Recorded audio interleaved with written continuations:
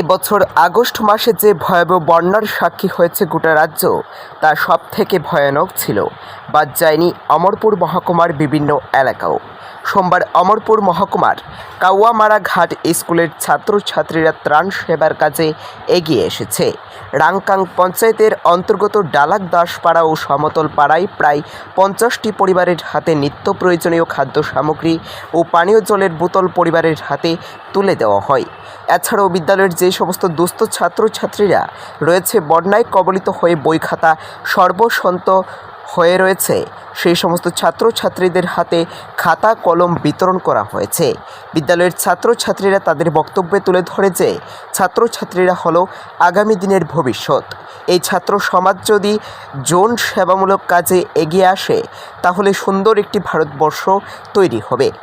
তাই কাওয়ামারা ঘাট উচ্চ বিদ্যালয়ের ছাত্রছাত্রীরা প্রতি বছর বিভিন্ন সেবামূলক কাজে অংশগ্রহণ করে।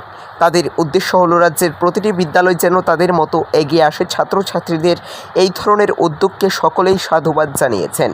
আগামী দিনেও এই ধরনের সেবামূলক কাজ জারি থাকবে বলে জানায় ছাত্রছাত্রীরা। নমস্কার, অমরপুর কামারঘাট উচ্চ বিদ্যালয় থেকে ছাত্রর পক্ষ থেকে বন্যার কবলিত কিছু মানুষের জন্য আমরা কিছু সামগ্রী নিয়েছি এবং তাদেরকে দেওয়া হয়েছে। এর পাশাপাশি কামারঘাট উচ্চ বিদ্যালয়ের ছাত্ররা জন্য বই খাতাও নেওয়া হয়েছে।